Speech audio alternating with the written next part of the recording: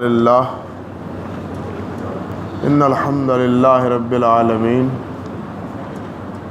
والصلاة والسلام علی سید الانبیاء والمرسلین وعلی آلہ وصحبہ ومن تبعہم بإحسان الی یوم الدین واشہد ان لا الہ الا اللہ وحدہ لا شریک لہ واشہد ان محمدا عبدہ ورسولہ اما بعد۔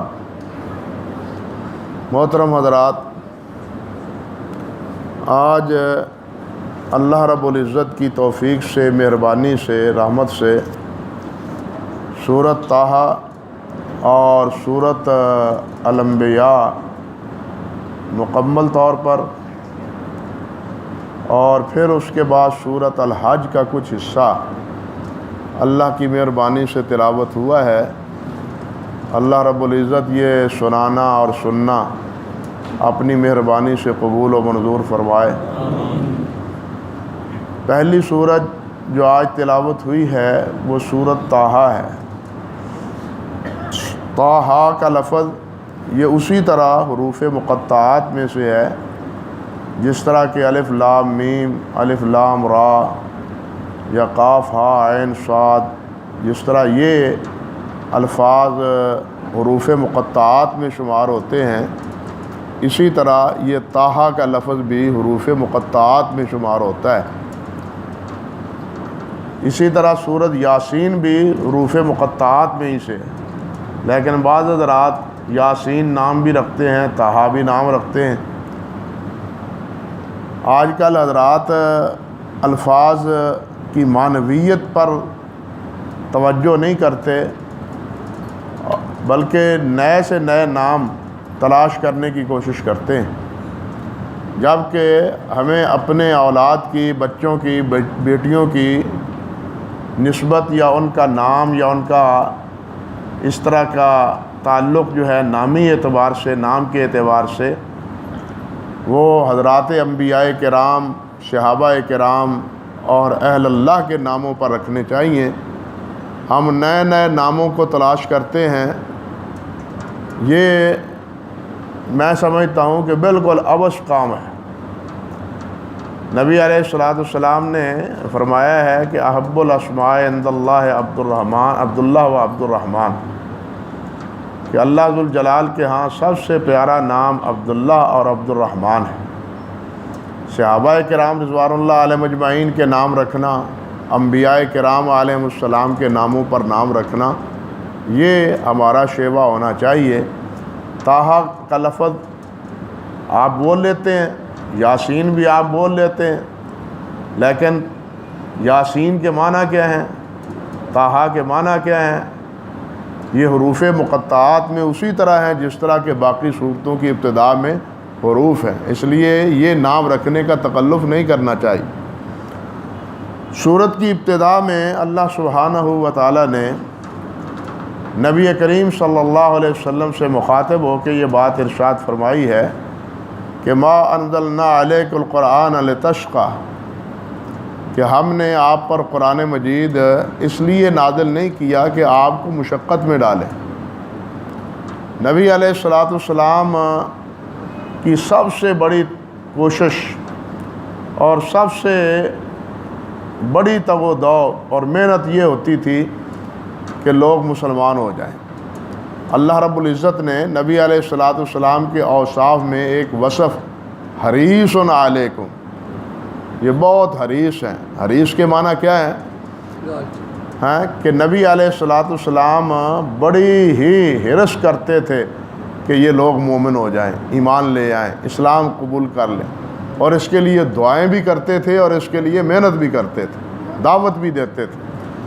حتیٰ کہ اللہ سبحانہ و تعالیٰ نے قرآن مجید میں یہ بھی یہاں تک فرما دیا کہ فَلَعَلَّكَ بَاخِعٌ نَفْسَكَ عَلَىٰ آثَارِهِمْ إِن لَّمْ يُؤْمِنُوا بِهَٰذَا الْحَدِيثِ آسَفًا، کہ اگر یہ لوگ ایمان نہیں لائیں گے تو آپ اپنے آپ کو ہلاک کر لیں گے۔ یعنی اتنا صدمہ آپ کو ہوتا تھا ایمان نہ لانے والوں کی حرکتوں پر کہ اللہ رب العزت نے فرمایا کہ آپ اپنے آپ کو ہلاک کر لیں گے۔ کہ یہ لوگ ایمان کیوں نہیں لاتے؟ ایمان لانا یا نہ لانا یہ آپ کی ذمہ داری نہیں ہے. آپ کی ذمہ داری ان لوگوں کو سمجھانا ہے، ان کو نصیحت کرنا ہے، خبردار کرنا ہے. ایمان لانا یہ آپ کی ذمہ داری نہیں. آپ سے اس بات کی کوئی پرسش نہیں ہوگی کہ یہ لوگ ایمان کیوں نہیں لائے. آپ سے پرسش صرف اس بات کی ہوگی کہ آپ نے دعوت دی ہے یا نہیں دی. اس لیے آپ کو اپنی ذمہ داری نبھانا چاہیے، ان کی اتنی فکر نہیں کرنی چاہیے. اسی تناظر میں یہاں اللہ سبحانہ و تعالیٰ نے یہ بات ارشاد فرمائی کہ ما انزلنا علیک القرآن لتشقی الا تذکرۃ لمن یخشی. یہ تو نصیحت ہے جو خوف کرتا ہے، خوف کھاتا ہے اور ڈرتا ہے اللہ سبحانہ و تعالیٰ سے، اس کے لیے جس کے دل میں اللہ کا ڈر خوف ہی نہیں ہے، اللہ کا ڈر ہی نہیں ہے اس کے دل میں، وہ اس سے کیا نصیحت حاصل کرے گا. اللہ اکبر. اور پھر تنزیلا ممن خلق الارض والسماوات العلی. اللہ اکبر. یہ اس مالک کا نازل کیا ہوا کلام ہے جس نے زمین کو اور آسمانوں کو پیدا کیا. اور ساتھ الرحمن علی العرش استوى، وہ اس رحمان نے جو مستوی عرش ہوا. اللہ رب العزت عرش کے اوپر ہے. ہمارے ہاں اکثر و بیشتر یہ غلط فہمی پائی جاتی ہے کہ اللہ تعالیٰ ہر جگہ موجود ہے. ہم بولتے بھی اللہ ہر تھا حاضر ناظر ہے. یہ بات درست نہیں ہے. اللہ تعالیٰ ہر جگہ ناظر ہیں، حاضر نہیں ہے. حاضر علم کے اعتبار سے اللہ تعالیٰ کا ذات مقدس جو ہے وہ عرش پر ہے. اللہ رب العزت عرش پر ہے. یہاں ہر جگہ موجود ہونا یہ اللہ رب العزت کی اس صفت کے منافی بات. اور یہاں بھی اللہ ذوالجلال والاکرام نے یہی بات ارشاد فرمائی ہے کہ یہ اس رحمان کا نازل کیا ہوا ہے جو مستوی عرش، لہو ما فی السماوات وما فی الارض وما بینہما وما تحت الثری. فرمایا کہ زمین و آسمان کے مابین، زمین و آسمان اور ان کے مابین جو کچھ ہے اس سب کا مالک اللہ ہے، اس سب کا مالک اللہ ہے. اور ساتھ فرمایا وَإِن تَجْهَرْ بِالْقَوْلِ فَإِنَّهُ يَعْلَمُ السِّرَّ وَأَخْفَى. آپ آہستہ بات کریں یا اونچی آواز سے بات کریں، اللہ ذوالجلال جانتے ہیں. اللہ کے لیے آہستہ یا اونچی آواز ہونا کوئی سننے کے لیے، جاننے کے لیے کسی چیز کی ممانت یا حجاب وہ اللہ کے لیے نہیں ہے. انسان آہستہ بولے، حتیٰ کہ انسان دل میں بات کرے، دل میں ایک تصور کرے، تو اس کو بھی اللہ سبحانہ و تعالیٰ جانتے. اللہ تعالیٰ نے فرمایا نا یعلم خائنۃ الاعین وما تخفی الصدور. تمہاری آنکھوں کی خیانت کو بھی اللہ جانتا ہے، اور تمہارے دلوں میں جو وسوسے اٹھتے ہیں نا، خیالات جنم لیتے ہیں، دل جن خیالات کی چٹکیاں لیتا ہے اللہ ذوالجلال اس سے بھی واقف. اس لیے عرش پر ہوتے ہوئے ہر چیز سے واقف ہونا اور ہر چیز نگاہ میں ہونا یہ شان صرف اللہ رب العزت کی. انسان اپنے سامنے سے دیکھ سکتا ہے، جہاں تک اس کی نگاہ جاتی ہے وہاں تک وہ دیکھ سکتا ہے. اس سے ورا دیکھنے کا یہ اپنے اندر سخت اور قوت اور طاقت نہیں رکھتا. رحمان وہ ہے، اللہ وہ ہے، مالک وہ ہے جو عرش پر ہوتا ہوا ہر چیز کو دیکھ رہا ہے. کوئی چیز بھی اس سے مخفی نہیں ہے. وہ دیکھتا بھی ہے اور ہر ایک کی ہر حرکت کو جانتا بھی ہے. حرکت کو ہی نہیں جانتا بلکہ اس کے دل و دماغ میں جو تصورات آتے ہیں ان سے بھی اللہ رب العزت آگاہ ہے. یہ صفات اللہ ذوالجلال نے ابتداءً اپنی نازل کر کے یعنی بتلایا ہے کہ ان صفات کے مالک نے تیرے اوپر اپنی کتاب نازل کی ہے. یہ کتاب مالک نے نازل کی ہے. آپ اس سے مشقت اور تکلیف برداشت نہ کریں، آپ اپنی ذمہ داری نبھائیں.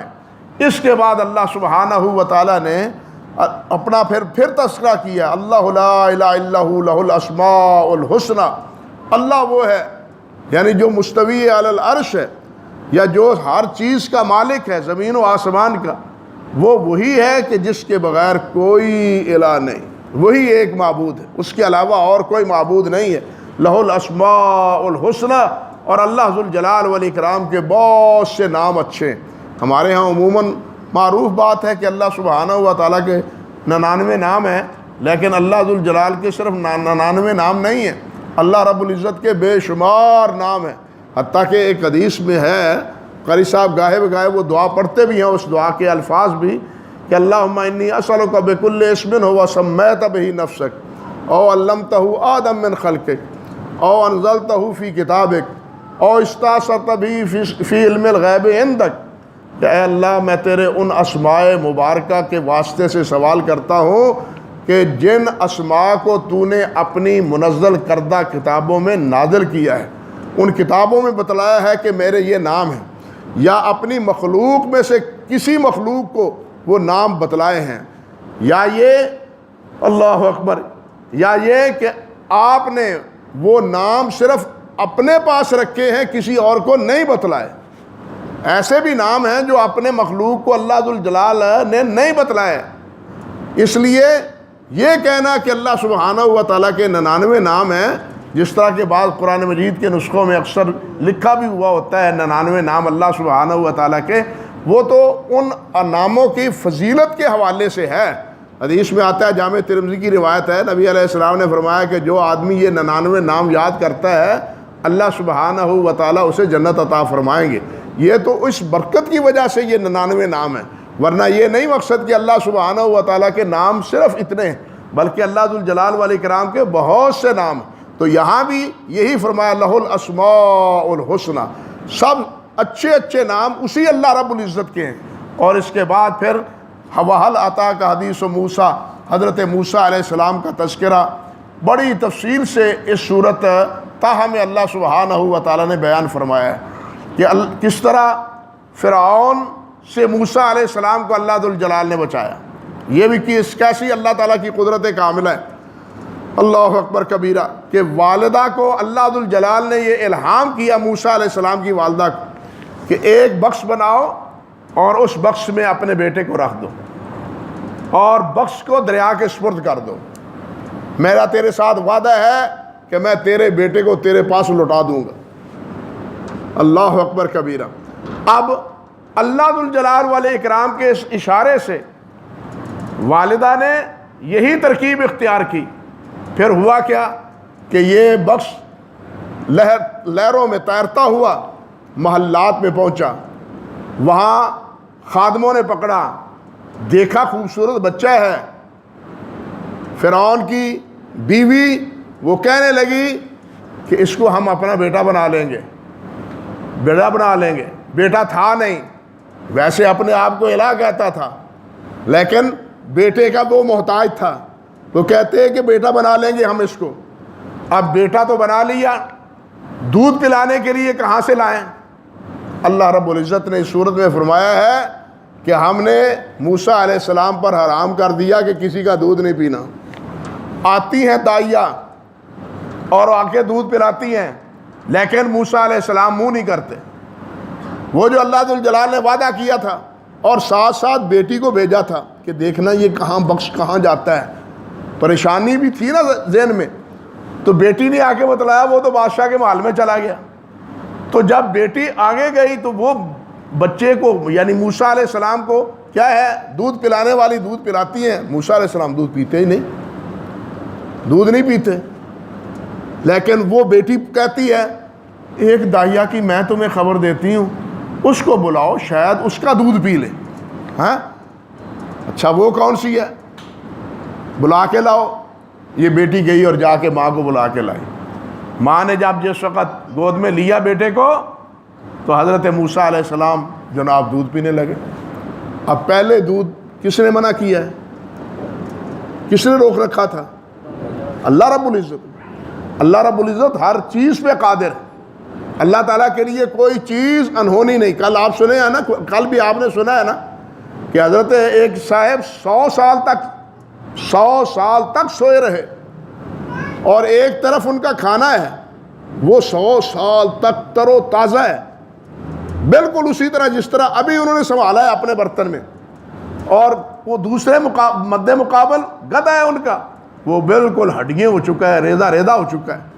اور اللہ سبحانہ و تعالیٰ نے یعنی ایک طرف کھانا تر و تازہ ہے، وہ کس کے حکم سے تر و تازہ رہا؟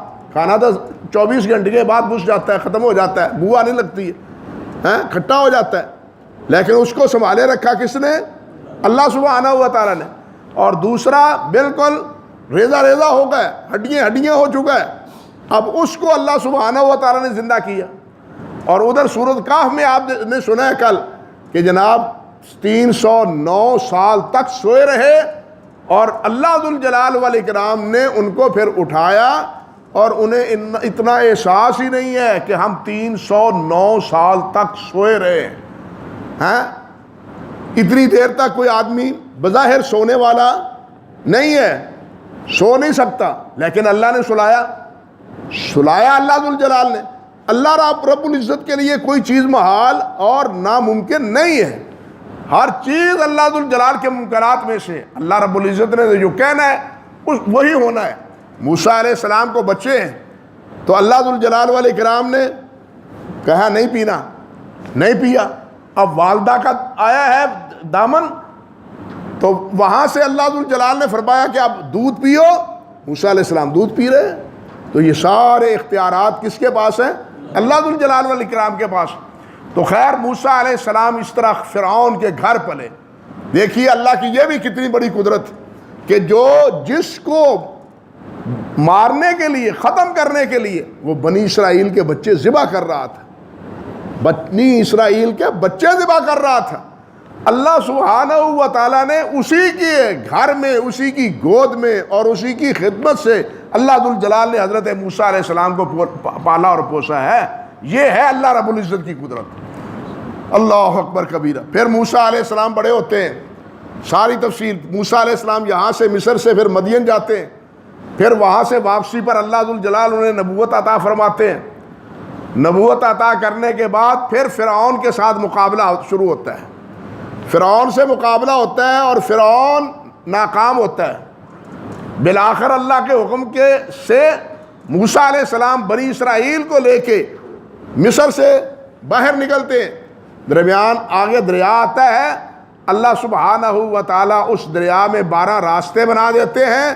بنی اسرائیل بالکل سیدھے صاف نکل جاتے ہیں، لیکن فرعون وہ تعاقب کرتا ہے. تو اللہ حکم دے دیتے ہیں، جس کے حکم سے پانی رکا ہے اسی کے حکم سے پانی اب جاری ہو رہا ہے، اور فرعون اور اس کا مال لاؤ لشکر دریا میں غرق ہو جاتا ہے. اللہ اکبر کبیرہ. یہ ساری قدرتیں اللہ سبحانہ و تعالیٰ کی، اور اسی کی تفصیل سورۃ طٰہٰ میں تفصیل سے اللہ ذوالجلال نے بیان فرمائی.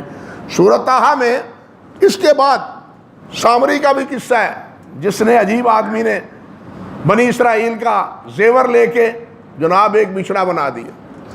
بچھڑا بنا کے اس کو کہا کہ یہ ہے تمہارا معبود، معاذ اللہ ثم استغفر اللہ، یہ تمہارا معبود ہے. بچھڑے کی پوجا شروع ہو گئی. موسیٰ علیہ السلام آئے، پریشان ہو گئے. بھائی کو بھی کے ساتھ بھی انہوں نے کچھ تلخ کلامی کی، حتیٰ کہ بھائی کی داڑھیں اور سر کو بھی پکڑ لیا، بالوں کو بھی پکڑ لیا، کھینچا کہ یہ تمہارے سامنے کیا ہوا ہے؟ تم ہمیں پیچھے چھوڑ کے گیا تھا، تم نے نگرانی نہیں کی. بھائی نے کہا لا تاخذ بلیتی ولا براس، میری لیا اور میرے سر کے بالوں کو نہ پکڑو. انی خشیت ان تقول فرقت بینی و بین بنی اسرائیل. اس طرح قرآن مجید میں کہ مجھے خطرہ ہے کہ کہیں تو یہ نہ کہہ دے کہ تو نے تو تفریق پیدا کر دیا بنی اسرائیل میں. اسی وجہ سے میں نے انہیں کچھ نہیں کہا، مجتمع رہے. میں نے ان سمجھانے کی کوشش کی ہے، یہ سمجھے نہیں ہیں، تو میں خاموش ہو گیا ہوں کہ کہیں اور تفرقے کا اور انتشار کا یہ قوم شکار نہ ہو جائے. تمہارے آنے کا میں نے انتظار کیا ہے. موسیٰ علیہ السلام آئے، انہوں نے سامری کو ڈانٹا، حتیٰ کہ وہ جو بچھڑا بنایا ہوا تھا اس کو آگ لگا دی اور اس کو راکھ بنا دیا، ختم کر دیا، بالکل پگھلا دیا. وہ سونا جو بنا تھا وہ بالکل ریزہ ریزہ کر دیا. حضرت موسیٰ علیہ السلام نے فرمایا یہ ہے تمہارا الہ. اور نامرادو یہ تمہارا الہ نہیں ہے، تمہارا الہ وہ ہے جو رب عرش عظیم کا مالک. یعنی قوم کیسی ہے آپ اندازہ کریں کہ اللہ سبحانہ و تعالیٰ کی قدرتوں کا مظاہرہ اپنی آنکھوں سے دیکھتی ہے، لیکن اس کے باوجود بھی وہ اللہ سبحانہ و تعالیٰ کی کبریائی پر قانع نہیں ہوتی، بلکہ جس کو ایک بچھڑے کی صورت میں نظر آتی ہے چیز، اس کو اپنا الہ اور اپنا معبود کا ماننے پر ادھار کھا جاتی. یہ کیفیت ہے اس قوم کی. یہ ساری تفسیر اللہ سبحانہ و تعالیٰ نے اس سورۃ طٰہٰ میں بیان کی۔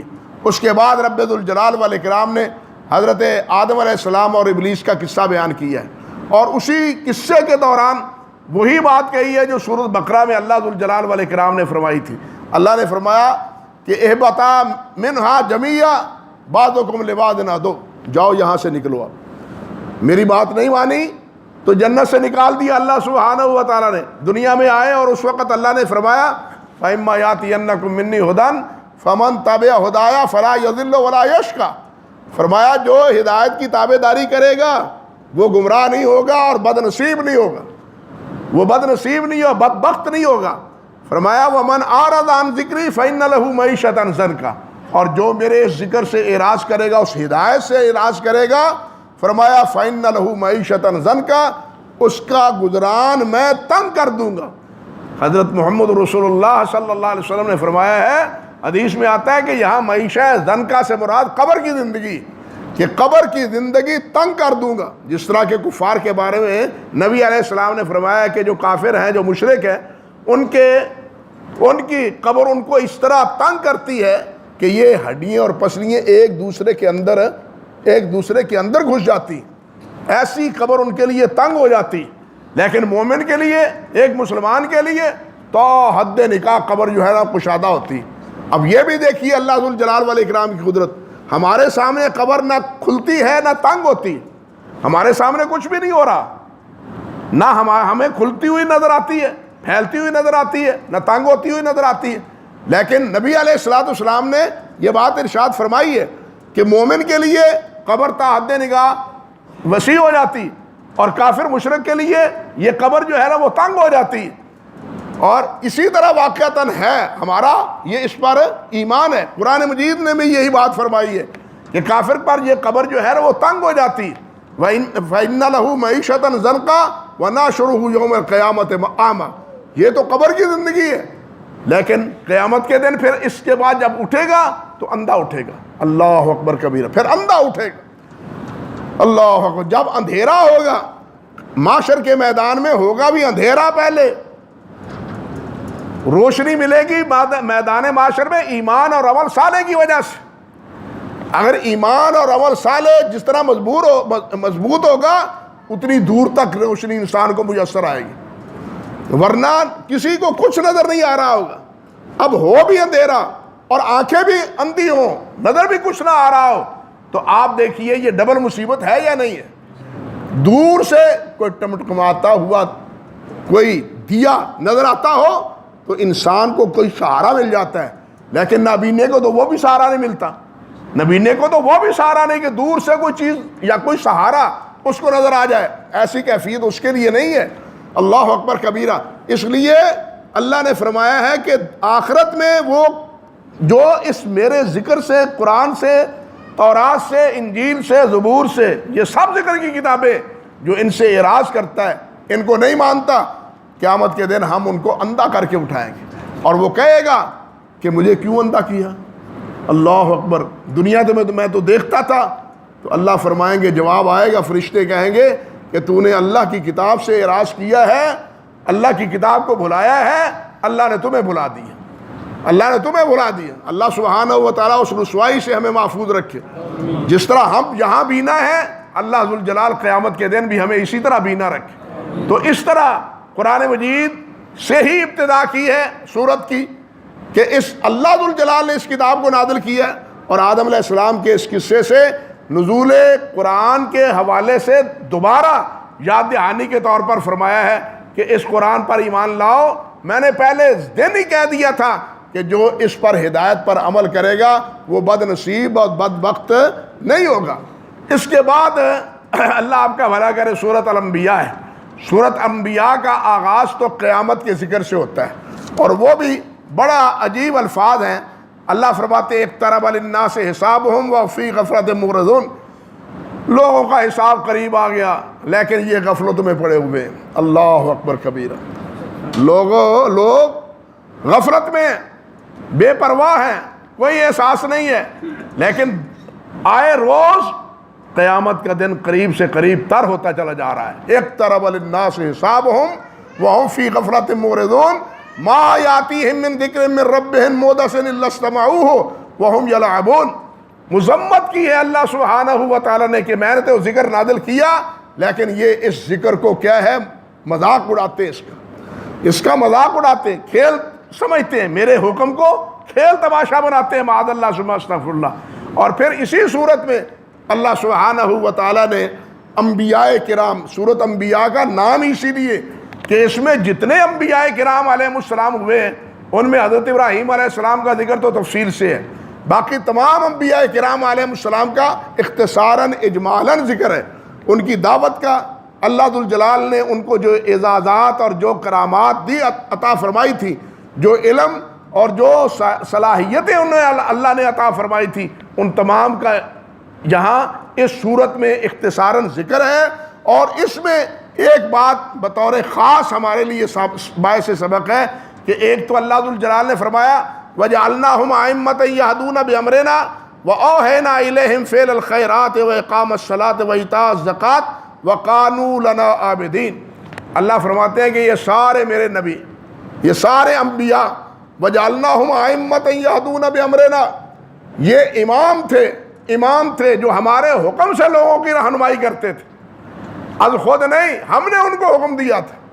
آپ ہی نبی نہیں بن گئے, ہم نے ان کو نبی بنایا تھا اور ہمارے حکم سے وہ لوگوں کی رہنمائی کرتے تھے. وَأَوْحَيْنَا إِلَيْهِمْ فِعْلَ الْخَيْرَاتِ, جتنے بھلائی کے کام تھے, نیکی کے کام تھے, ہم نے ان کو سکھائے, ان کی طرف وحی کی. وَأَقَامَ الصَّلَاةَ, اور وحی کی کہ نماز قائم کرو, زکوٰۃ ادا کرو. وَكَانُوا لَنَا عَابِدِينَ, اور یہ سارے میرے عبادت گزار تھے, میرے رسول, میرے نبی, میرے عبادت گزار. جب یہ میرے رسول, میرے نبی خود عبادت گزار ہیں تو ان کی عبادت جب نہیں ہو سکتی تو اللہ کے انبیاء کے علاوہ کسی اور کی بھی عبادت نہیں ہو سکتی. یعنی اللہ کے ہاں سب سے مقدس تو انبیاء ہیں, سب سے بالاتر انبیاء ہیں.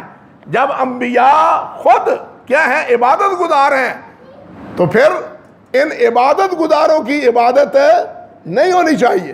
دوسری بات اللہ ذوالجلال نے یہاں یہ بھی فرمائی ہے انہم کانوا یسارعون فی الخیرات ویدعوننا رغبا ورہبا وکانوا لنا خاشعین. اللہ اکبر کبیرہ. نبیوں کے اعزاز کے ساتھ ساتھ اللہ نے فرمایا انہم کانوا یسارعون فی الخیرات, کہ یہ نیکی کے کاموں میں بہت جلدی کرتے تھے, نیکی کے کام جلدی کرتے. یسارعون فی الخیرات, نیکی کے کاموں میں جلدی کرتے تھے. وَيَدْعُونَنَا رَغَبًا وَرَهْبًا, اور ہم کو پکارتے تھے رغبت کرتے ہوئے بھی, امید کرتے ہوئے بھی, اور ہم سے ڈرتے ہوئے بھی. ایمان خوف اور رجا کا نام. ایمان اللہ پر امید بھی اور اللہ ذوالجلال پر اللہ ذوالجلال کا خوف بھی. نہ صرف خوف اور نہ ہی امید. امید کے سہارے جو انسان جیتا ہے وہ بھی گمراہی اختیار کر جاتا ہے, اور جو صرف خوف کے سہارے جیتا ہے وہ بھی گمراہی اختیار کر لیتا ہے. ایمان نام ہے خوف اور رجا دونوں کا. دل میں اللہ کا خوف بھی ہو اور دل میں اللہ ذوالجلال کی رحمت کی امید بھی ہو. نا امیدی یہ اللہ ذوالجلال والاکرام کے ہاں, نا امیدی اللہ ذوالجلال کے ہاں بھاتی ہی نہیں ہے. اللہ نے فرمایا ہے کہ نا امید مجھ سے وہی ہوتا ہے جو مجھ کو مانتا نہیں ہے, جو میرے اوپر جو ایمان نہیں رکھتا. اہل ایمان ان کی امیدیں اللہ ذوالجلال والاکرام پر ہیں. تو انبیاء کرام علیہ السلام کا یہ وصف اللہ نے بیان فرمایا ہے کہ وَإِنَّهُمْ يَدْعُونَنَا رَغَبًا وَرَهْبًا وَكَانُوا لَنَا خَاشِعِينَ, اور وہ میرے ہی سامنے جھکنے والے, مجھ سے ہی ڈرنے والے اور مجھ سے ہی خوف کھانے والے تھے. یہ انبیاء کرام علیہ السلام کا وصف اس صورت میں بیان کیا ہے, اور یہی اوصاف ہم سے مطلوب ہیں.